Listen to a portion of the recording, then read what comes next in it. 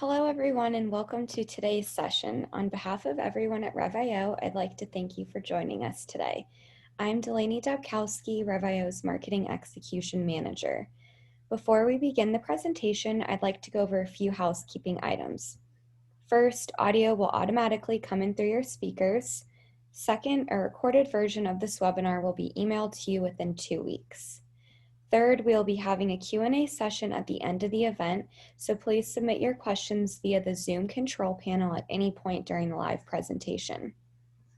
For those of you just joining us, welcome. Today, Toby Barger, Senior Tax Strategist at Avalara, will be discussing 5 critical factors to achieve success with your communications billing platform and tax engine integration. Without further ado, I'd like to introduce Toby. Toby is go ahead. Toby is Senior Tax Strategist at Avalara. As part of Avalara's Communications Business Unit, he has spent the last 18 years assisting clients with their complex transaction tax issues, particularly in the field of communications tax and regulatory cost surcharges. In addition to consulting on challenging client-specific tax questions, Mr. Barger assists in the training and setup of tax departments, the implementation and management of tax systems, and is a frequent speaker on transaction tax and regulatory issues. Mr. Barger holds a Bachelor of Science degree from William Jewell College and a Juris Doctorate from the University of Kansas School of Law. Mr. Barger is admitted to the practice of law before the Supreme Court of Kansas. Mr. Barger is a member of tax organizations such as the Institute of Professionals in Tax and the Broadband Tax Institute. Now I'll turn it over to Toby. Thank you. Appreciate the introduction and welcome everybody. So I am with Avalara, the communications tax business specifically, and I've been working for a lot of years as we got in the introduction in the area of communications tax automation. And particularly want to kind of focus today about this relationship between the billing and financial management aspects of your automated systems and the tax calculation and automation systems. These are two functionally separate systems, but it's really pivotal that they work together and seamlessly communicate and operate together in order to make sure that your systems are at their best peak functionality. Some of you guys may be new to Rev.io or new to Avalara or new to both or considering changes in your tax automation, and so hopefully maybe this will be a little bit of insight into things to think about as you get a little deeper into that odyssey.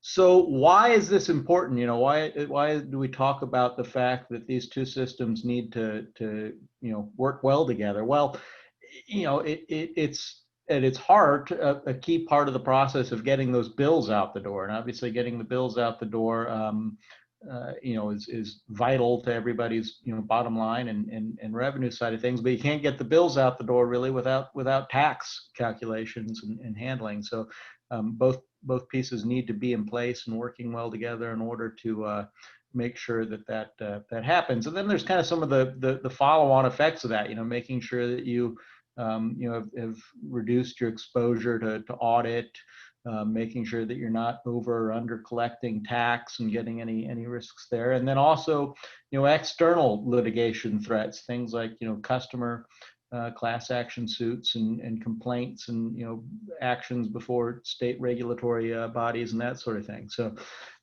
hopefully that, sets a little bit of an idea of why you should consider these things as you're going down this road. So how do these two systems typically work together? It really varies. There's a variety of different billing platforms out there in the world, and you guys, I think, are all Rev.io users, so that piece is established as a footprint. Then there's also some other, taxing systems that are out there in the world too, and these come in different flavors and different sorts of connections and that sort of thing.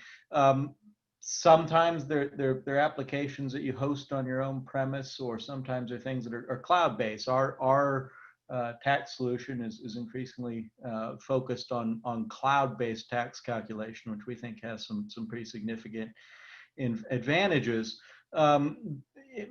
Most importantly, though, these two different functions, the billing and the taxing functions, need to be integrated with each other in order to get to the right outcomes. You don't want a world where you have to manually move data from one system to the other system and then back manually to the other place. I've seen those type of implementations. It's not a real pleasant place to be. And so the systems need to be fully integrated. They need to be able to effectively pass the information back and forth and effectively come to the same conclusions about what's happened during the course of your billing activity and your transaction activity. So a kind of pithy quote about accuracy, which is very apropos for tax calculation, that it is important to obviously be able to process your bills and your tax calculations quickly, but more important is that it's the right information at the other side of it. So if you are looking at billing and taxing solutions, and maybe kicking off an implementation or one or the other, or both, 5 critical factors is the kind of headline introduction for the webinar today suggested, to making sure that goes well, and that at the other end of the process you wind up with a workable solution and something that's going to be effective. The first thing is making sure that the transaction mapping or product classification is handled well, and we'll go into some detail about that. And then making sure that you account for and are equipped to deal with product bundles for both a billing and a taxing perspective. And then once you've calculated the tax, how are you going to get that onto the bill and presented? What is it going to look like? How are you going to describe it on the customer bill? And there's a lot of important things you need to consider with that. And then, making sure that you're getting the right information out of this process at the end of the day, that it's going to be in a usable form that's going to be able to allow you to, file the taxes correctly and handle all the remittance. And then also making sure that you have, kind of a holistic approach to how you're going to be able to deal with your customers and your products through both of these two types of systems, and make sure that all works well together.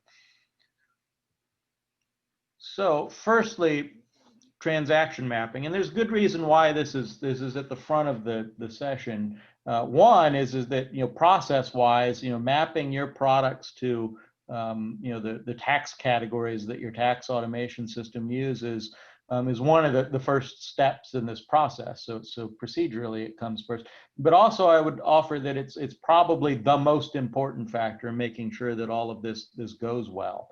And so when I'm talking about transaction mapping, what I'm talking about is this process that you're going to go through at some point, or maybe you've already been through if you're further along in this process, of taking your product SKUs, your items that you're selling to your customers, and associating them with a tax engine product classification. And so basically making sure that all the apples are identified as apples and all the oranges are identified as oranges. That piece of the puzzle is absolutely vital to making sure that your overall transaction tax process goes effective, right? If there's mistakes made, if things wind up getting categorized into the wrong category, or some of these other little pitfalls I'm going to talk about, your information that comes out the other side and your overall comfort of being in that low audit risk exposure position is automatically going to go down with that. So in terms of procedurally what that looks like, you're typically going to start out at some point in the process with your list, your product list or catalog of offerings. And if you're using Avalara's communications tax engine, our list of product classifications, or some other system's product classifications, and just basically drawing lines between the two. Okay, what matches to which? And usually this is done in a spreadsheet or a database or something along those lines to facilitate that process. it really ranges in terms of how complicated or involved this process is, depending upon, who you are and what you're selling. We see some customers that have a very small product catalog. It's simple. They sell a relatively streamlined range of products, and it's stable, and they don't change all that often, and that sort of thing. And at the other end of the extreme, we see some communications companies that have massive product catalogs, sometimes hundreds of thousands of items, and oftentimes many ways of describing the same thing. And they're not a month goes by that they aren't adding more product offerings. So it could be anywhere in between that range of expectations. And obviously that scale difference makes a big difference on how long your tax system implementation is likely to take. But hopefully that's something that you can kind of work your way through and handle. So here's some tips on what you can consider to make sure that process goes well. The first thing I always encourage people is, before you even go to the step of looking at the tax engine categories and trying to associate items or match any couple of things together, is to do some housekeeping, right? Clean some stuff up. I call it a pre-tax mapping review. And so one thing to do with this is to get rid of old or unused items. Oftentimes when I'm helping customers out with these projects, you get in there and you start asking questions about items that are in the product catalog, and you hear response of, oh, well, we haven't sold that in years, or that's no longer a valid item. We'll get rid of that stuff, right? If you've got product SKUs that are things that you're no longer offering, and they're just kind of cluttering up the tables, then don't move those over. Don't create new items for them, and don't try and map them. Just get rid of it, right?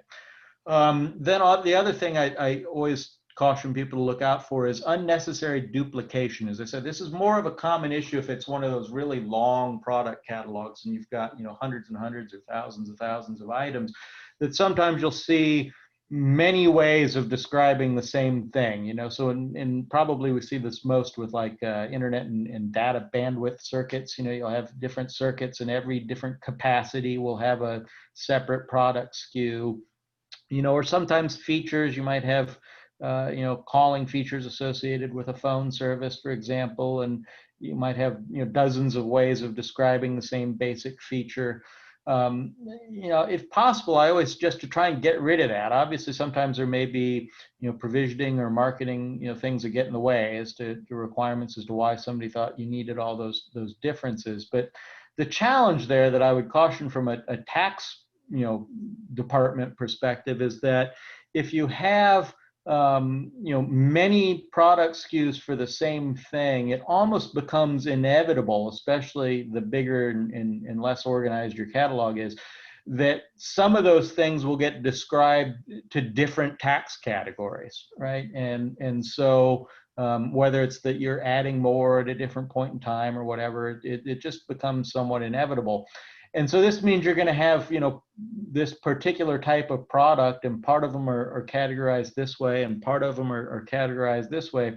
And there's really no worse position a person could be in from an audit perspective, right? As a tax attorney, I've always told people I'd rather be probably 100% wrong than to be 50% right with how I've taxed something, right? Because if I did it completely wrong for all of my product classifications, I like to think I can probably still come up with some sort of an explanation for the tax authorities to explain why I got there, and hopefully beg for forgiveness. But if I've done it 50% right and 50% wrong, or some ratio like that with how I've classified and taxed it, then there's really nothing I can say. I might as well write the check, right? As I'm either arguing against myself or for myself. And so make sure that you don't do any sort of duplication beyond necessary.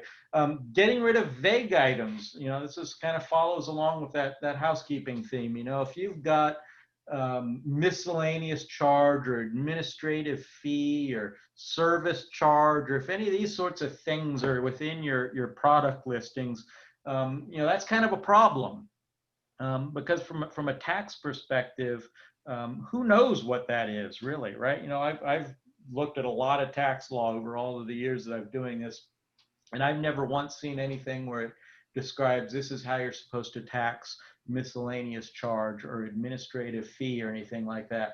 And so if this ever comes up under audit and they scrutinize your bill and you're billing somebody one of these kind of generic throwaway terms, then you probably hopefully taxed it, because you're probably not going to be able to make a compelling explanation as to what it is or why it shouldn't be taxed, or it's going to be very difficult to. So get rid of them if you can. And to assist with that, one of the things I always suggest is if you do find instances, if you've got the service charge or miscellaneous charge or administrative charge, if you've got any of these things in your catalog, go back in your history and find out what they were used for. It may have been some ad hoc one-off type of thing, and the provisioning folks didn't know what else to call it, and so they put it in that category. But see what you can find out about what it was that happened, and if it's anything that could happen again, just go ahead and create a descriptive category for it. Odds are the tax engine's probably got a classification for it. So that way, if it ever comes up again, there'll be an item there, and you won't have this problem with the vague description. Then the kind of contradictory direction with the pre-mapping review that I'd encourage is that look for things that might need to be distinguished. So do you have bundles, for example? And we'll talk about bundles on down the line. But do you have maybe one type of usage that really could be two or three different things, but you haven't distinguished that, but there are potentially different tax differences. So look for those sorts of things where maybe you might need to divide some things down a little further. And sometimes that becomes apparent as you get into the process a little bit too.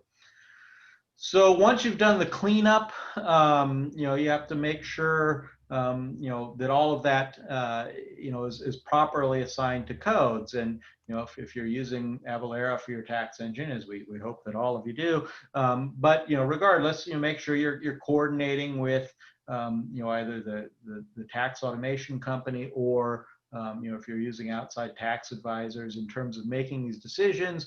Make sure that you're using valid codes. This is a relatively simple thing, but I can tell you from experience that a lot of times when we have customers who have tax data issues, you go and find out what it's mapped to. And it's not just that it was maybe mapped to the wrong product classification, but it was maybe mapped to a product classification that doesn't even exist and never existed, right? So it was never a valid choice in the first place. And sometimes that just happens. Somebody types in the wrong numbers, things like that. And obviously that's a real frustrating position to be if you find that after the fact that the reason your tax wasn't calculating is because you were using a number that isn't even proper. Then also, some more ongoing mapping things to consider. Make sure that you're kind of paying attention to what's going on. One of the things that I run into all the time is people implement these systems. I got a new billing system, I got a new tax system, I got both, and I went through all this process to implement them and made all these decisions, and closed the door and forgot about it and never looked at it again. That unfortunately happens a lot of the time. And then yes, once the implementation is done, the hard part is over. But don't forget it, right? Don't just assume that nothing's changed or nothing ever needs to be maintained with that.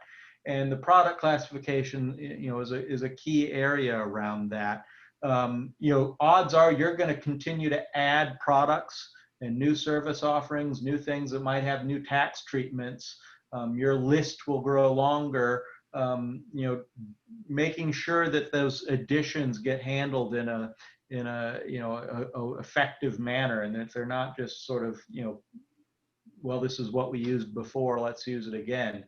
I can tell you from experience, I've gone into users that have been going for a number of years, and have us come in and look at the product classifications on follow-up to see if they're still in good shape. And in some of the worst examples, you'll find scenarios where maybe every new product that's been added for the last however many years winds up getting just assigned to whatever the first drop down choice is in the provisioning interface or whatever. And obviously that is probably not the right choice more often than not. And so you've probably been taxing things incorrectly. And so don't just map it and forget it, and make sure you actually develop a process internally about how you're going to deal with new product additions, who's going to make those decisions. Maybe you even want to go so far as to set up a formal control process around it.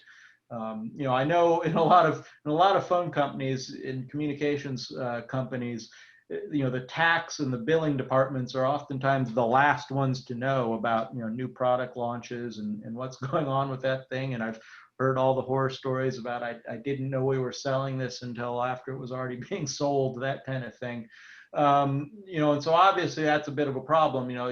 Whatever you can do within your organization to get out in front of that and make sure that you actually get communication ahead of time, if possible, about what product launch plans are and when things are going to come online as new products, so that you can make some of these decisions ahead of time and find out a little bit about what you need to do to set up the tax on that, and make sure that it isn't something that somebody just in the front line is going to choose whatever the first thing that drops down out of the table, making sure there's a process for that.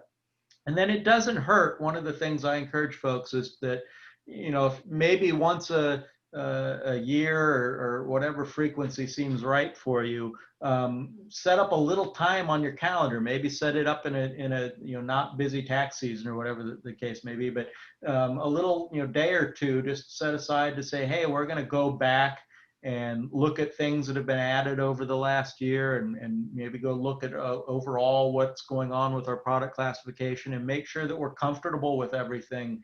Avalara, for example, is always adding new product classifications. Did any of the new Avalara, product classifications offered in the last year, affect anything that you're selling? Better to catch it, maybe not the month of, but within the year. That'd be good. So putting a little side on the calendar is a great idea for that sort of thing. So that's a lot on product mapping, which segues into bundling, which is in a way kind of a relation, obviously, to product mapping. Now, it's pretty common, this has been the case for a number of years in the communications industry, that we sell a lot of bundles, right? And it doesn't necessarily matter whether you're a cell phone company or a cable company or a streaming video company or anything in between. Odds are there's a decent chance you're probably selling some sort of package of offerings to your customers. And this raises a lot of significant tax concerns, and they're things that you can hopefully account for effectively when you're setting up the tax and billing system. So one of the key things to be concerned about is, making sure you know what the heck's in the bundle. What is your marketing team out there selling, and what is included in that, and then also being aware of some of the troubling language that sometimes comes into play. And what I'm talking about here is the word free. Common practice with a lot of bundled stuff is to say that this includes this, or this is free with your bundle: free text, free calling, free unlimited voice, free Netflix with your phone package, that sort of thing. Well, in these contexts, the word free really probably doesn't mean free, right? It means at no additional charge beyond what it is that you're offering. And so important to remember that what the marketing department has said in terms of how the product package or the bundle is offered does not necessarily mean the same things when we turn around to look at this from a tax perspective. And why is all that important? Well, when we're dealing with bundles, the real challenge there is that usually if you're selling a very diverse mix of stuff in your bundle, there's a decent chance that there's different tax treatments in there, right? So some things are probably more heavily taxed than other things. Maybe different assortments of tax on there. If you've got a voice service, that's going to probably have a lot more tax than if it's packaged with, say, internet or data or other offerings. And so this mixture creates a problem, especially if you're not going to present all of the information about what's in the bill and separate price points on the bill, right? Back in earlier times, it was pretty common with bundles, and maybe some people are still doing this, where you get all of that detail. I sign up for a triple play from my incumbent carrier, and there'll be one page of the bill that's got all the detail about the voice services, and one page of the bill that's got all the detail and pricing about the data services, and one page that's got all the detail and pricing about the video services, and the breakdown of all of the price points and taxes on that. That was a common way of things, but that's less common nowadays. More often than not nowadays, people tend to just want to present a single line on the bill with a single indication of what all's being bought, and maybe one description, and keep it as clean as possible. So what does that mean from a tax perspective? It doesn't necessarily mean that you can't take separate tax treatments for those items. It just means you have to put a little bit more care and consideration into how you get there, right? Most states will accept some form of unbundled tax treatment as long as you go through the proper steps to document that and give yourself effective treatment on that. But you are going to have to be able to then come up with some values of associated price points within your bundle package for the different pieces, and there's some smart and effective ways to go about that, and some not so smart and effective ways to go about that. Fundamentally, and this is getting back to the overall theme of implementing the tax and the billing systems effectively together. One of the things that you have to consider as a point with that is if you do have these sub details associated with a bundle of portions of it are voice and portions of it are internet, et cetera. Where are you going to store those breakdowns? Are you going to store it on the billing side of things, or are you going to store the detail on the tax engine side? And oftentimes both systems have the facility to handle that. So just making sure that you establish where that's going to be dealt with.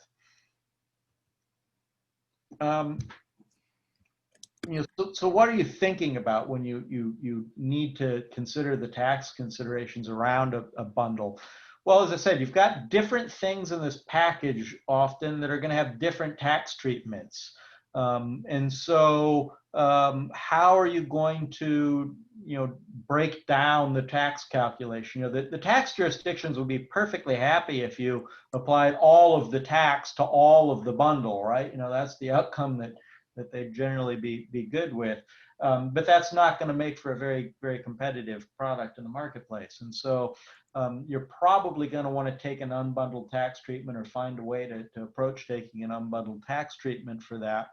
Some things to consider: how is federal universal service factored in the bundle? If you've got some components of your package that are voice services and are subject to FCC jurisdiction for universal service, how is that going to be broken down and identified? Obviously, that's probably a pretty significant consideration given the percentages. The FCC has some rules about not taking any bundling discount out of the universal service subject services. States also have a lot of variation in terms of rules that they want with bundling, and making sure that you don't over discount the heavily taxed items.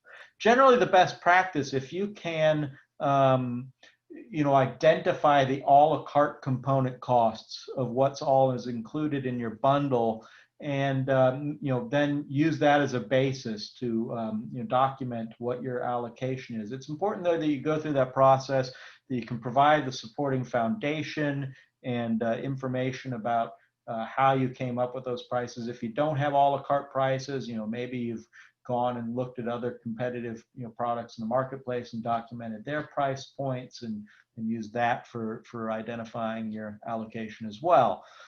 So bottom line, if you're going to do some bundling, you're going to have to probably take some extra steps when you're setting that up.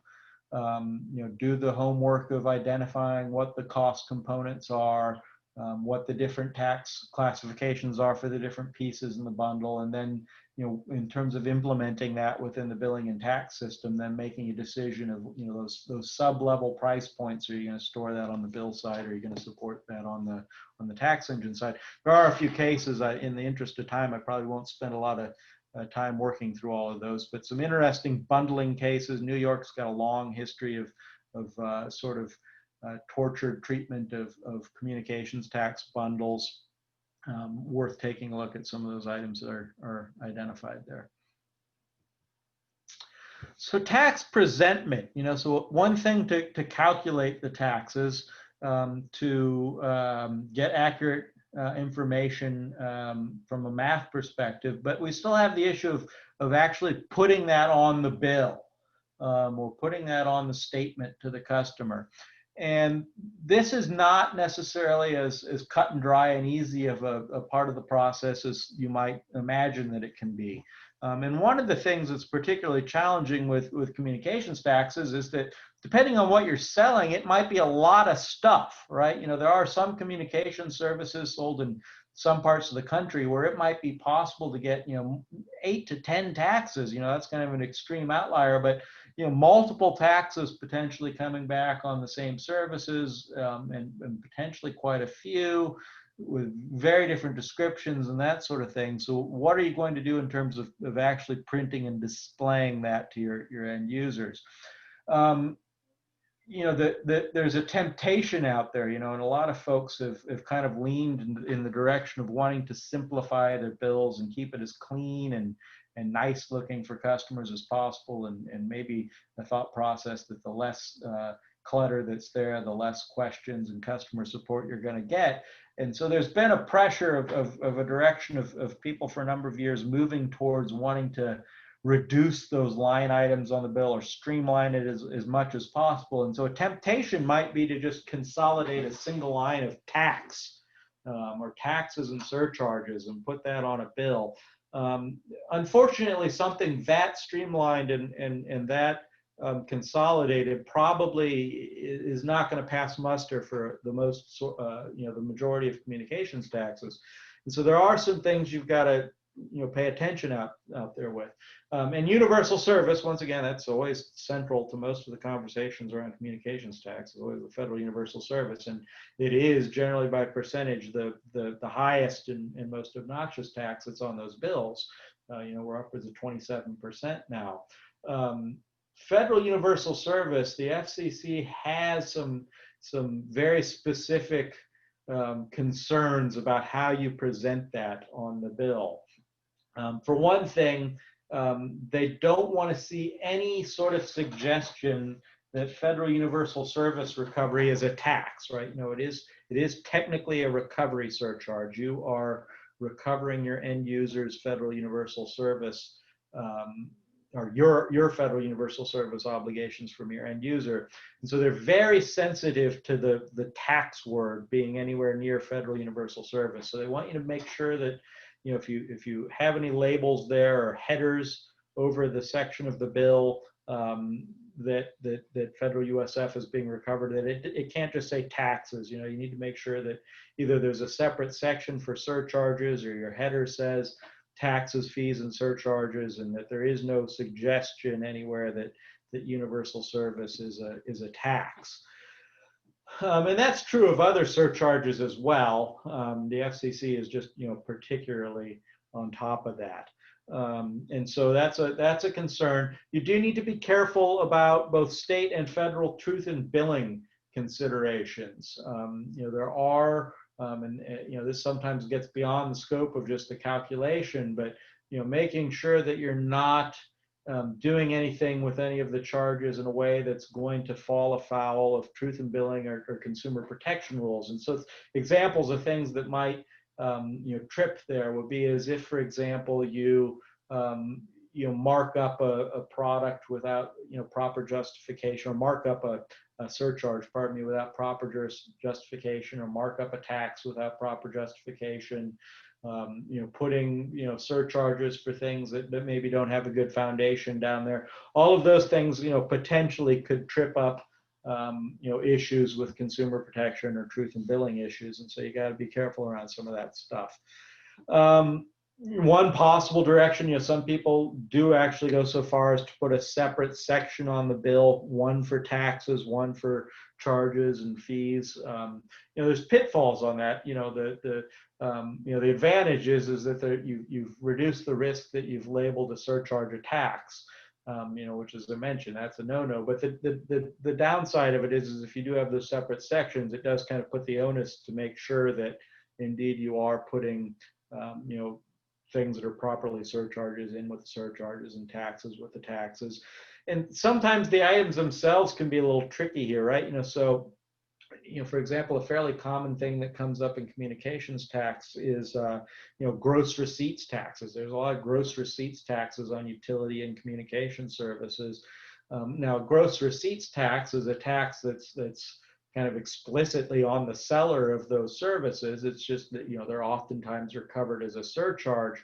And this can be a really tricky tightrope to walk because the description of the thing is a tax, right? Gross receipts tax, but contextually, because of the fact that you are recovering it from your end user, it is a surcharge in the context of the bill, right? So the thing may have tax in the name, but because you're recovering it on a bill, it is a surcharge. And that's the sort of thing you got to kind of have a little awareness of what's going on and what you're doing. The other thing you got to kind of keep an eye out and watch out for is there are some areas of the country, some jurisdictions that have created proper name descriptions or specific wording requirements around certain taxes that this item has to be displayed on the bill using a particular string of words or a particular description. And so that can be a bit of a pitfall. For example, if you sell an interconnected service in San Leandro, California, their 911 charge out there, you can't just call it a 911 fee generically. It must say on the bill, San Leandro Emergency Management Fee. And so very important that that sort of thing is taken care of. Now, within the AvaTax for communication system, we've endeavored that whenever there's a proper name description like that that's required, the tax category that we're going to return to you is going to use that proper name description so that you don't have to try and keep track of that from place to place, which obviously is a bit of a headache. But the reason why that's important is those sorts of things are limitations and reasons why you can't just do that consolidated. I want to put just one line on the bill that says taxes or taxes and fees and lump it all in there, is because if you wind up in a San Leandro, you're going to have a rule that says, hey, you have to put this thing saying San Leandro Emergency Management Fee on the bill, or you're following the foul of local ordinance. And then the last kind of point on presentation rules is to consider this new kind of newer phenomenon of tax inclusive billing. As it offers there on the slide, is this okay? Tax inclusive billing, what I'm talking about here is fully absorbing the taxes and the fees and the surcharges in the price of the service. And 10 plus years ago, when you went to tax conferences and talked about this sort of thing, it was kind of just taken for granted that this was a no-no and that nobody should be doing this, and that the tax authorities might haul you off in handcuffs if you did it.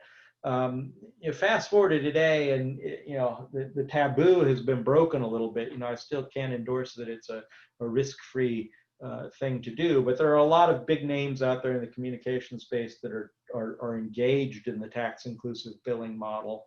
And you see advertising around it now, some companies like T-Mobile and Cricket and some other big communications players.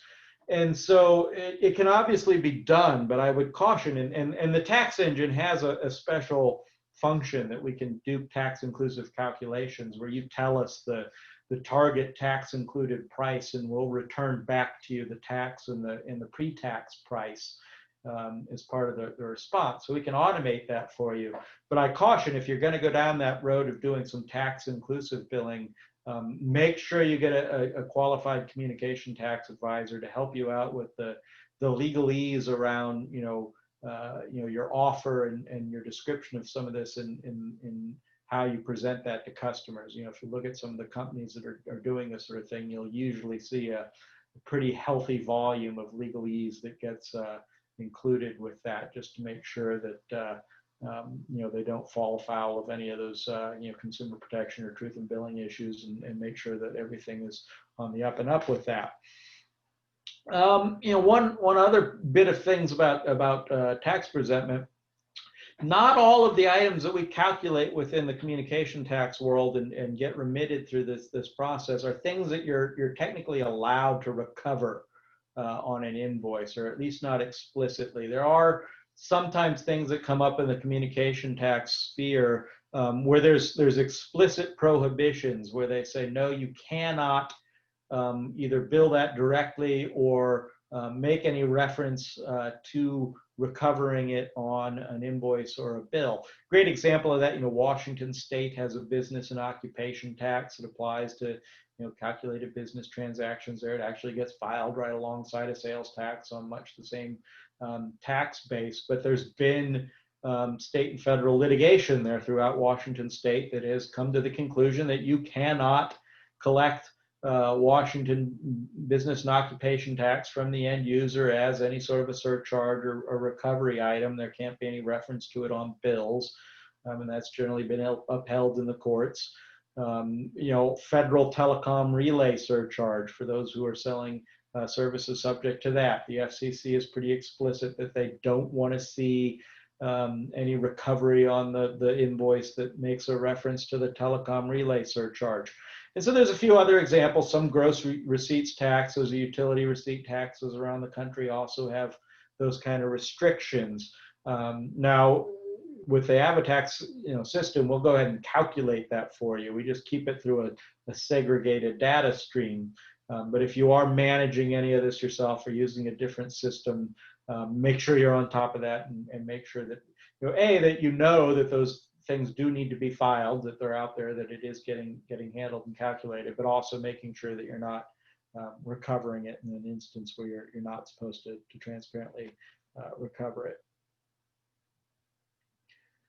Reporting. So, as you get a little further down through the process, you've set things up, you got your bundle set up, you got the taxes collected from the customer on the bill, you've presented all that information, then we got to kind of pivot to figuring out, well, what comes out of the system on the other end? How do we, deal with this tax once we've collected the money?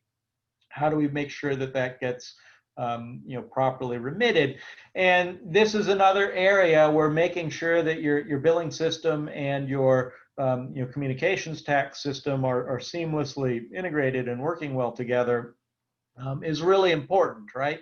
Now, odds are, most billing platforms and most tax systems both are going to have some, facility for storing the activity of both what was billed and what tax was calculated and collected, so that can, ultimately get remitted to the right jurisdictions.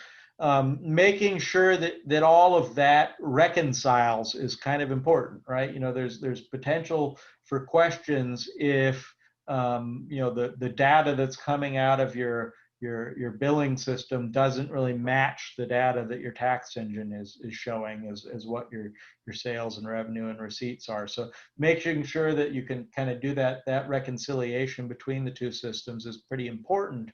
Also, as part of this process, it's pretty key that you be able to go back and get invoice level tax data after the process is completed, right? Because if this ever does come under audit, inevitably everybody's going to wind up audited somewhere.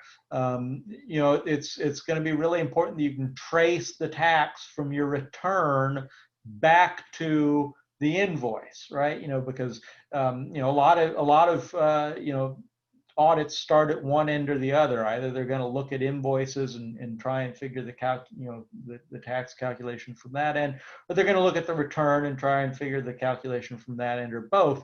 But you need to be able to, as part of that process, work either forwards or backwards after the fact and identify, okay, what was calculated on this bill and how do I trace that to the invoice to the customer and vice versa. And so, your GL should also tie to what's in the billing system and tie to what's in the tax engine.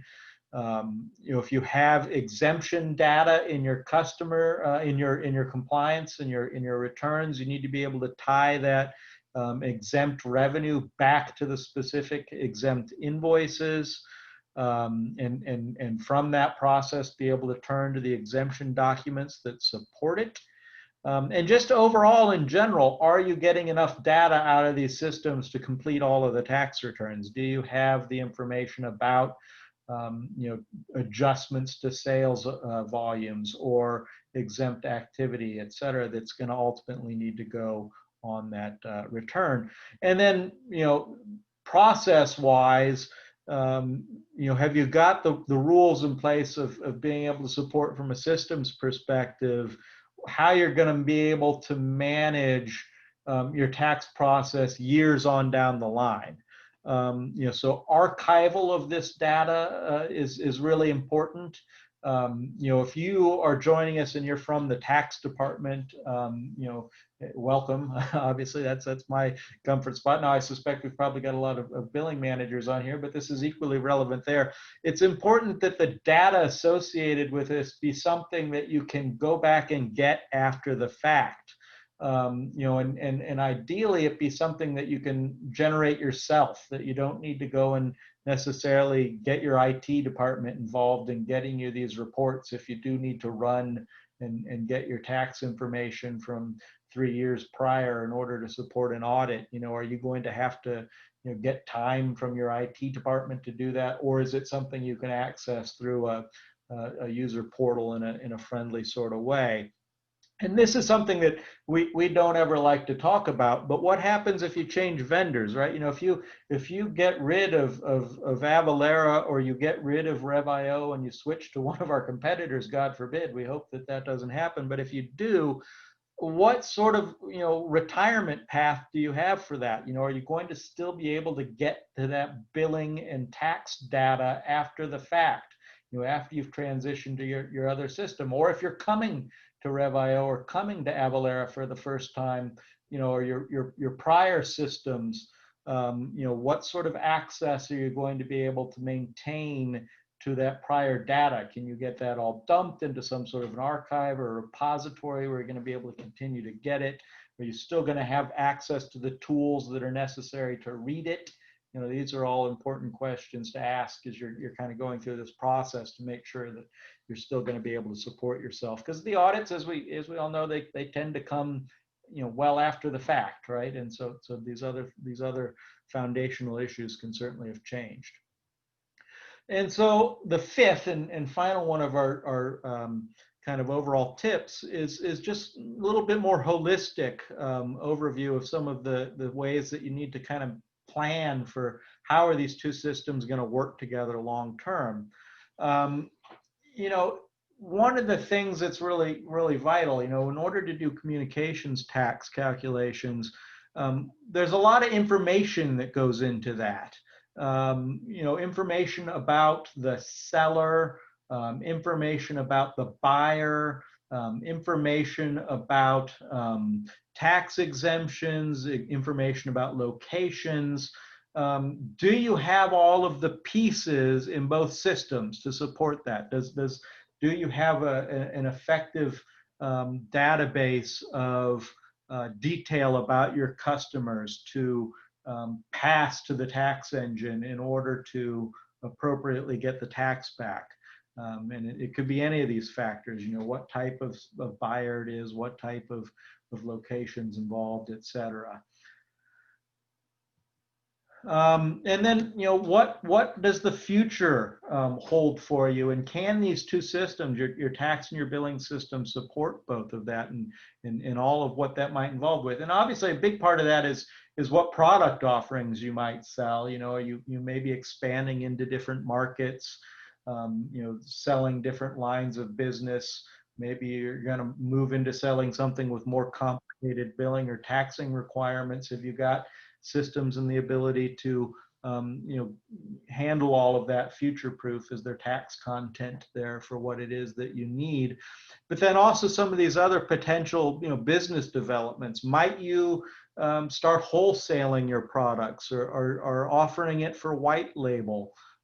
Might you be doing any bill on behalf of for other companies through your invoicing? You know, all of these things can kind of potentially throw a wrench in what would otherwise be a good workable situation. So you need to make sure that, you know, as you're going through, you know, your thoughts about possible directions that you might go, whether or not you're covered. And maybe none of this is relevant, but you never know what's going to happen. Obviously, also another thing that comes up quite a bit in our space is mergers and acquisitions. So, you know, we deal with a lot of you know, issues where you've got one communications company buys another communications company, and they have different billing systems and different tax engines in place. How easy is it going to be to you know, merge those two worlds?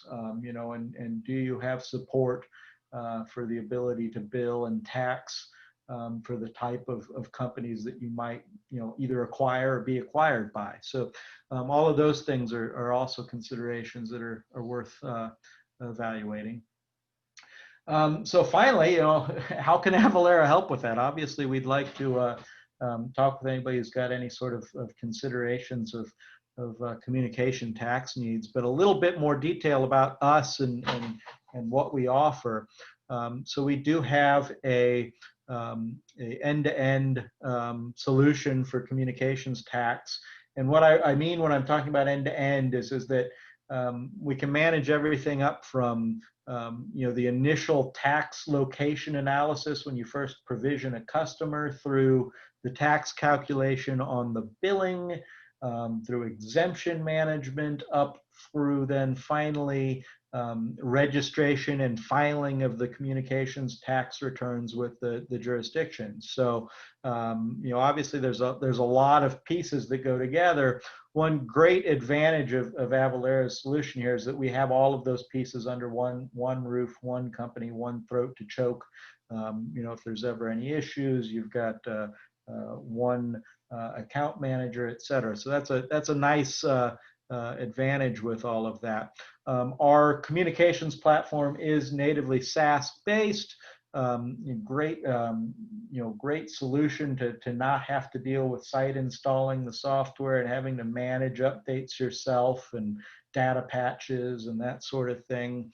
You know, we can handle both real time and batch processing through that SaaS interface. So that's a great great advantage. We have a wide range of content over a global you know, content coverage. So I think there's now about 140 countries that we have communications tax content for. So anywhere that you might be expanding into, there's a good chance we've got you covered.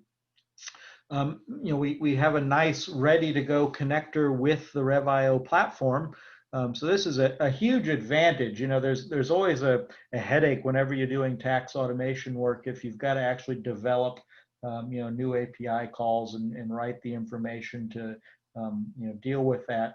You know, the beauty with the Rev.io and Avatax for communications implementation is that we've already got the hard technical parts of that have been handled for you. You know, so we'll still have to probably go with you know, mapping those products and making sure that you're making all the right choices about your data, but the hard API and technical implementation pieces are already done. And so your bill transactions that are in Rev.io, it's a pretty seamless process to turn that on and then make you know, use of the whole Avatax for communication suite, including the geolocation and the communications calculation, and then the filing and remittance pieces of it. So what sorts of communications tax content is covered? We have traditionally been in both the traditional communication space, you know, wireline phone, and now obviously more frequently voice over IP, unified communications providers, traditional telecom, wireless providers. We have content for all of that. Managed service providers, you know, this is obviously a fairly prominent and growing area. And then cloud and hosting solutions. And then obviously there's a lot of emerging things that we have content for as well. So web collaboration is a big area for us, and all the biggest names in the web collaboration space are with Avatax for communications. Video streaming. A lot of people might not realize this, but if you sell digital stream video, things like a Netflix or Hulu or lots of other new applications, there are communications taxes that come into play there. A lot of old school cable and satellite television taxation that's now potentially relevant. Internet of Things taxation. This has been a heavy growth area as well. And just general SaaS platforms in software. Now, there is content within the communications tax engine for lots of things peripheral to the communication services. So cloud computing and hosting and software services and hardware and professional services, IT sort services, that sort of thing. So we've tried to make it as comprehensive as possible to make sure that you're fully covered with that. As we reach the end of the deck here, here's our contact information. So if there's any questions about anything that we've talked about, feel free to reach out and we'd be glad to deal with that. And I think hopefully Delaney has collected some questions. We have a few minutes left. That was great, Toby. Thank you so much for your time. Absolutely. Before we begin the Q&A portion of the presentation, I'd like to thank our audience for joining us today and review a few housekeeping items.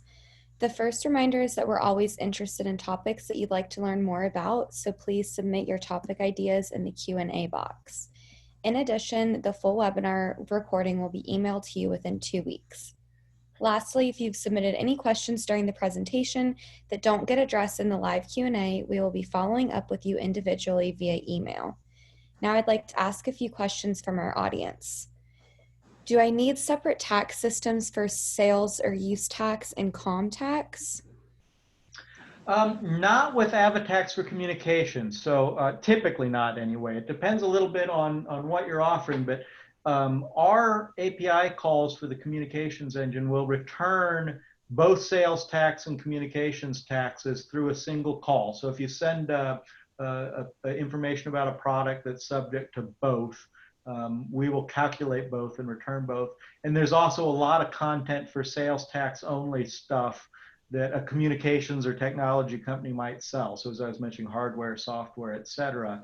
The only exceptions would be as if you're selling something wider afield, so clothing or food or things like that don't really fall into the communications or technology world.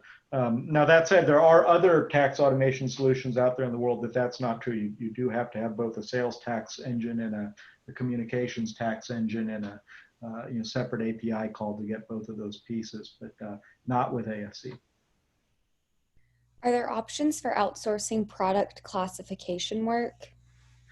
Absolutely. So, within our organization, we actually have a professional services group that can do some of that work for you. So they're familiar with our product catalogs and can go through that on a professional services basis. And then also, most of the big accounting houses have telecommunications specialist practice groups, and several of those have specialists who are familiar with our system and know our product codes. And if there's anybody who would want to use an outsourced option for that other than our own professional services group, those folks also do a great job. So but both directions with that. Yeah. What is a cost recovery surcharge, and am I allowed to bill it? Excellent question. So cost recovery surcharges, originally were kind of a markup of federal USF that folks did to regain the circularity calculation on federal USF. And over time, the FCC said, no, you can't mark up USF itself. And so folks started breaking that out on a separate line.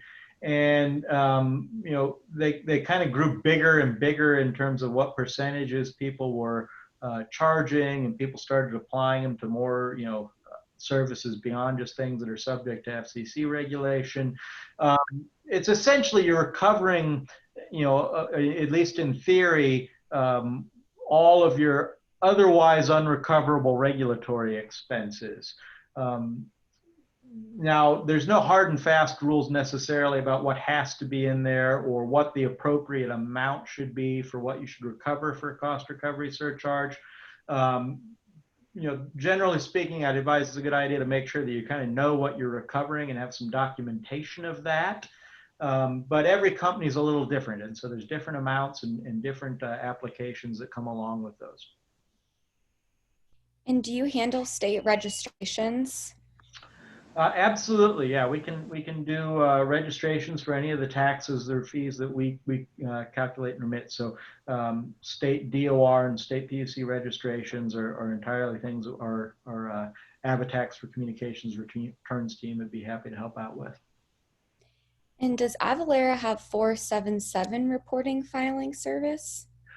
We do not currently have any 477 reporting. So for those who don't know, a 477 is a form you have to file with the FCC that identifies all of the physical locations that you have, broadband connections to, basically, right? And it's so that they can put together this big FCC broadband map and track the broadband display, distribution around the country. And so every year, anybody who's selling those types of services has to fill out that form and identify where all of your broadband connections are. We do not currently do that filing, and kind of the reason for that is it's kind of distant from the billing, right? We don't natively have the information about where those broadband connections necessarily exist, and so we do not currently offer that, but some of our partners that do work with us on the regulatory filing work do handle those. So if anybody needs any insight on any of that, we'd be happy to pass along some good names for that. And does Avalara do 499Q and 499A reporting filing service?